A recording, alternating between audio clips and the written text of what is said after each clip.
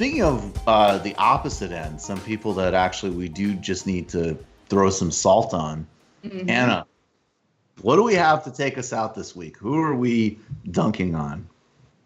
So I've been incredibly cunty toward this one woman who's in the Senate. I'm just keeping it real. I can't stand this woman because of a number of issues, including like her lack of merit and how she's just robbing people of truth and doing so to get rich. So Georgia has an appointed senator. Her name is Kelly Loeffler.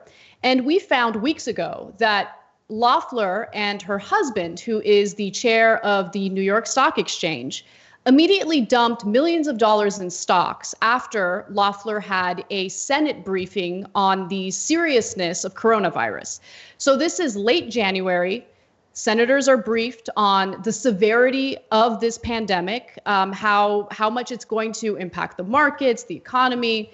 And Loeffler, along with other senators, by the way, went ahead and just dumped stocks and then purchased specific stocks that are actually doing really well because they're companies related to working at home. So teleconferencing, those types of things. And so there's been a lot of emphasis on her because of the fact that her husband is the chair of the New York Stock Exchange. She's also the most wealthy senator who has about $500 million in her name. And she wasn't someone who got elected. She was appointed in Georgia by Brian Kemp. And as we all know, Brian Kemp was the Secretary of State in Georgia while he was running his gubernatorial campaign against Stacey Abrams. He stole that election. I feel very comfortable saying that. And then he appoints this goon, Kelly Loeffler. Now, Kelly Loeffler has been attacked and she doesn't like it. So she goes on cable news to defend herself and she blames socialism for what she did. Take a look. This is a political attack that is designed to distract from the issue at hand and to use this outbreak to play politics.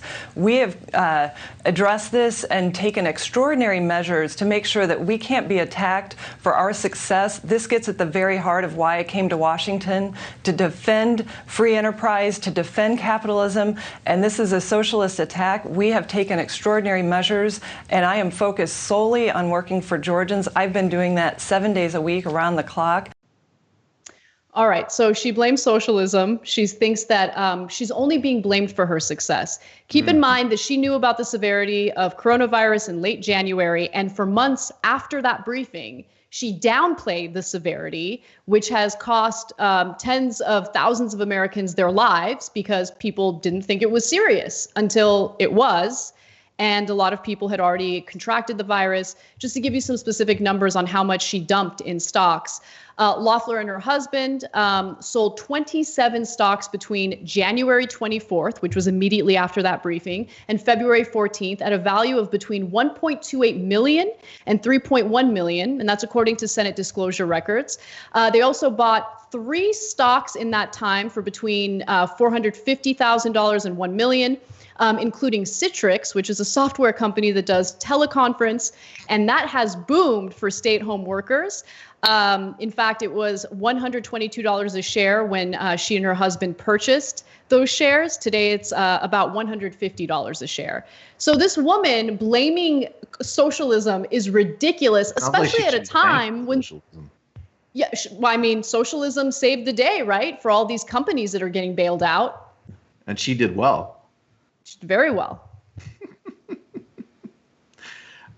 I don't know, Anna. I just always think that if I think of normal people who defend politicians like this, and it's just the ultimate cuck move.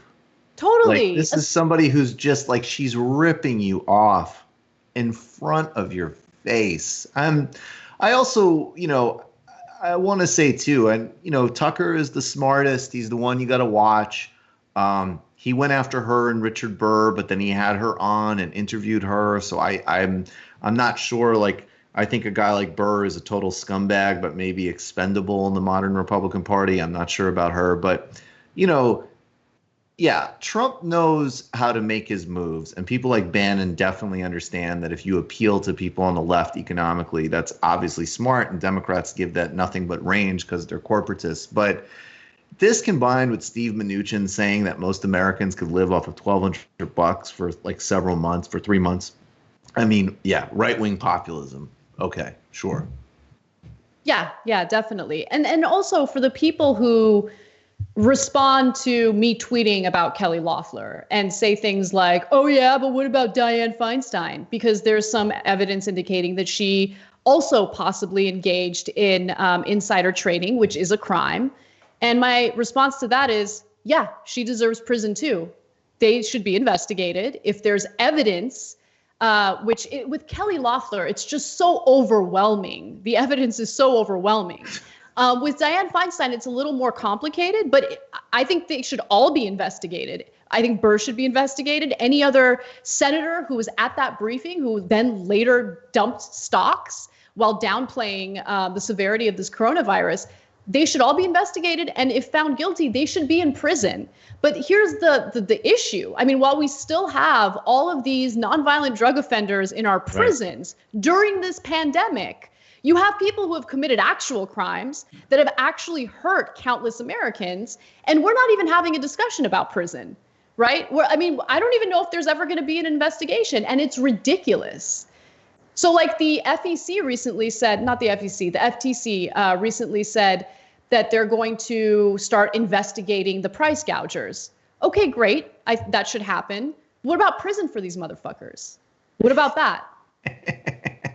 Don't try to distract us with like, oh, we're going to go after those price gougers on Amazon. Good, you should. You should have been on that already. But what are you going to do about these people in positions of power who are honestly responsible for downplaying this virus to the extent where people felt comfortable like rubbing up against each other during spring break? It's disgusting. It's so disgusting. Oh. The idea of Loeffler telling people to rub up against each other in spring break is pretty sinister too.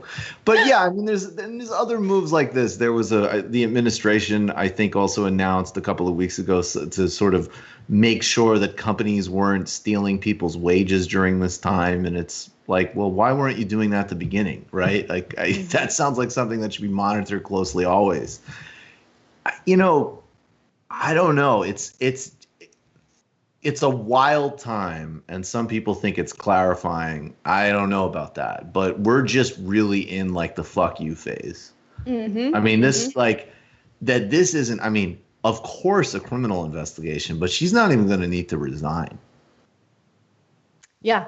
I mean, it's absurd. And she's ripping a page out of Trump's book. Trump has revealed to everyone that if you get caught with your hand in the cookie jar, just say, so what?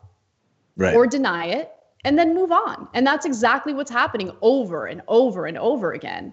And so, look, I think that what we're seeing, not only with the election, but, you know, the response to this pandemic, both by Democrats and Republicans when it comes to financial relief for average Americans, has been enlightening. We know who our enemies are. So now it's time to fight them, right? And to be ruthless about it.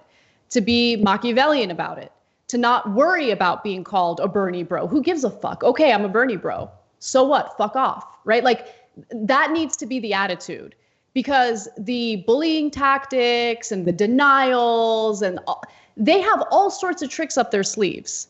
And we need to start thinking about what kind of tricks we're going to use to fight them. I always just thought of a Bernie bro as some guy with like a backwards Bruins hat who wanted you to have health care. Like such an evil Bernie bros are awesome. Exactly. What's wrong with you? wear it with a badge of honor. That's right. Absolutely. Original Bernie bros. I want to say earlier it was Dustin Gostala who wrote this great piece that I recommend that everybody check out in Jacobin called "Like It or Not, If We Run Third Party, We Will Lose." But it isn't the same, you know, old argument about that. It's really a question of like, how do you get that power? And then when you actually get that power, then who knows what it will look like, but you'll know you'll have it. And it's not going to come with either, you know, a fantasy about the Democratic Party or a fantasy about the third party. It's back to basics and also building on the momentum we got so far.